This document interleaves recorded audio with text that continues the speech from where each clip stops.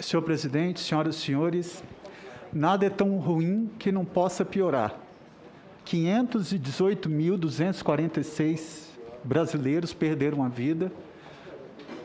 Eu ouvi da base do governo que nós temos que comemorar 60 milhões de brasileiros em situação de pobreza, extrema pobreza, uberização da relação trabalhista, precarização do trabalho. Nós temos que comemorar,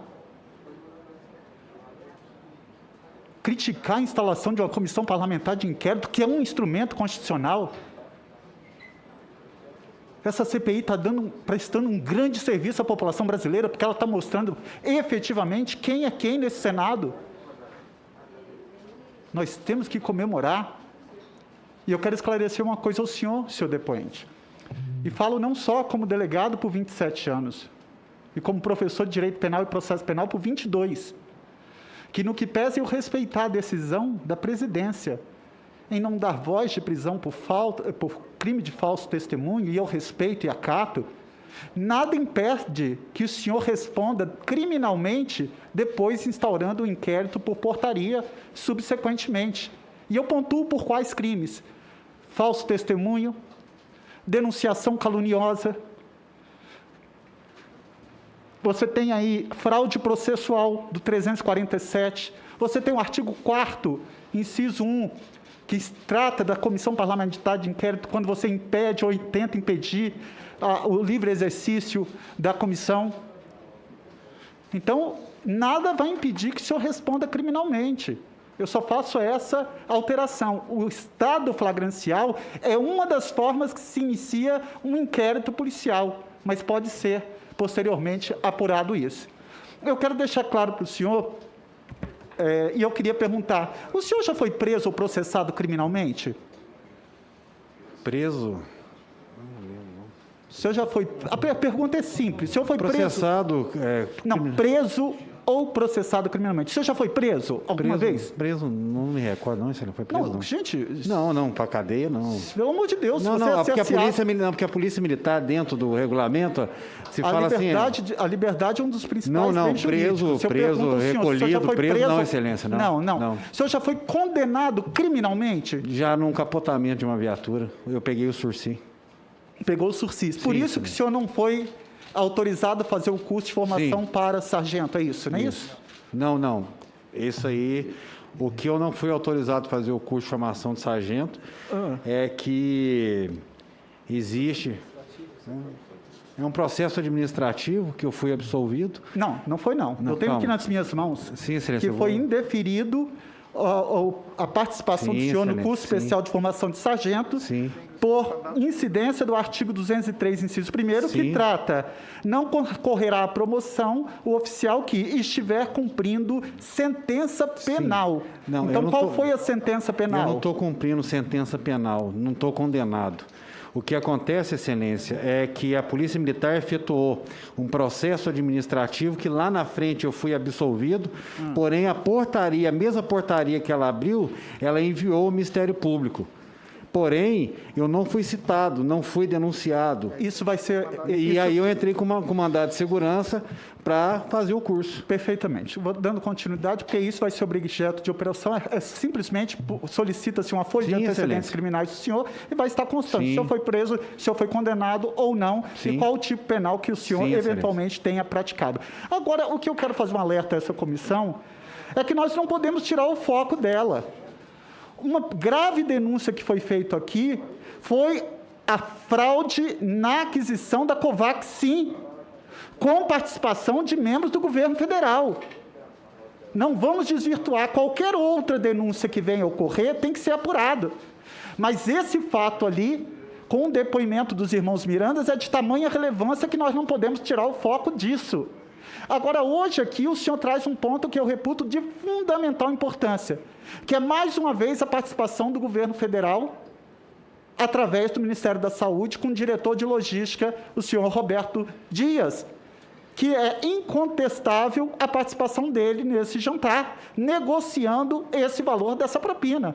Então, veja, independente do depoimento do senhor, o senhor traz para a comissão de que um membro do Ministério da Saúde, que era o diretor de logística, estava ali negociando a aquisição de vacina com pagamento de propina, que é isso que o senhor relata. Isso é muito grave e eu acho que isso é de fundamental importância para que a população brasileira entenda o que efetivamente está acontecendo aqui. É uma pergunta pessoal, o senhor responde se o senhor quiser. O senhor tem religião? O senhor é religioso? Sou, Excelência. Qual a religião do senhor, por favor? Espírita, Excelência. Espírita, ok. No que pese eu entender que eu sempre digo que a minha religião é o amor e o meu Deus é o outro. Né? A criação da religião, uma invenção independente da designação. Qual é a religião? Dele? Espírita, Excelência. A espírita? Sim, senhora. Espírita. Tá, então vamos lá. Eu quero fazer alguns questionamentos com relação à participação do senhor, do diretor Roberto Dias. O senhor conversou previamente com algum integrante do Poder Executivo Federal sobre o depoimento que o senhor daria aqui hoje? Não, Excelência. Não? Não. O senhor afirmou que decidiu vir a público com essas denúncias após receber o contato da jornalista Folha de São Paulo, pelo Cristiano Carvalho. Isso significa que o senhor Cristiano já sabia do pedido da propina? Sim, sabia. Eu já tinha relatado que eu já tinha informado para ele no momento que aconteceu o pedido. Perfeito. E antes de relatá-lo a jornalista, o senhor contou a mais alguém sobre o pedido de propina? Como foi mostrado aqui pelo senador Rondon, eu pedi ajuda a um coronel da Polícia Militar de Minas Gerais e expus para ele o que estava acontecendo à época. Perfeito. Soubemos de outros representantes da DAVAT que entraram em contato com o Ministério da Saúde oferecendo vacinas. O advogado Júlio Adriano de Oliveira Caron e Silva procurou o ministro Pazuello com uma oferta de 300 milhões de vacinas em 9 de março de 2021. Essas tratativas, no entanto, não avançaram porque a DAVAT não pôde fornecer uma carta de autorização da AstraZeneca exigida pelo Ministério. O senhor tinha ciência de que a DAVAT tinha outros representantes negociando com o Ministério da Saúde? Como eu disse mais cedo, eu tinha ciência que outros negociavam vacina, mas no Ministério da Saúde não tinha sido informado e não sabia. Esse outro, o senhor não pode nominá-los? Não, porque o próprio pessoal da DAVAT me falava que existia outros representantes aí, intermediadores aí, oferecendo a vacina. Agora, onde oferecia, quem era, eu não tinha acesso, não tinha conhecimento. Tá, então o senhor soube de outra... Não, mas isso eu já disse, já tinha dito isso, Ministério da Perfeito. Sim. O senhor é sócio de alguma empresa? Já foi, não? Não, Excelência. Não. Como na condição de policial militar, não posso ser sócio de empresa. Perfeito. O senhor esteve em Brasília nos dias 25 e 26 de fevereiro, segundo declarou a Folha de São Paulo.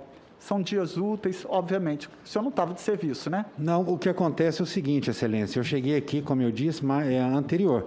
Eu tive uma agenda no Ministério e depois eu fui contactado pelo Coronel Blanco para que eu esperasse, porque ele ia ajustar uma agenda com o senhor Roberto Dias no Ministério.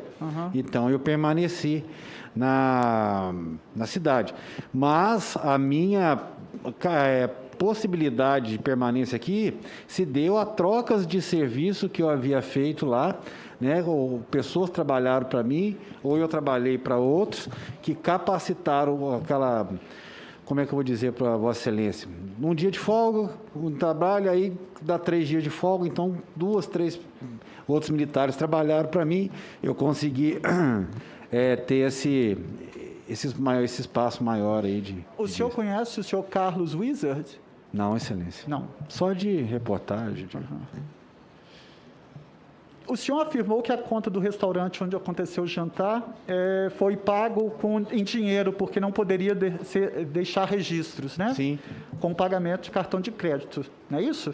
Se a gente conseguir resgatar... Foram tomados outros cuidados para evitar registro daquela reunião? Não. Se a gente resgatar as imagens, vão ver que eu me ofereço com cartão, o Coronel Blanco tira uma nota de 100 e o Dias vai tirando notas da carteira. Os representantes do Ministério da Saúde mostraram em algum momento preocupação que aquela reunião pudesse estar sendo gravada de alguma forma? Não. Os aparelhos estavam em cima da mesa, não tinha pudor nenhum, não.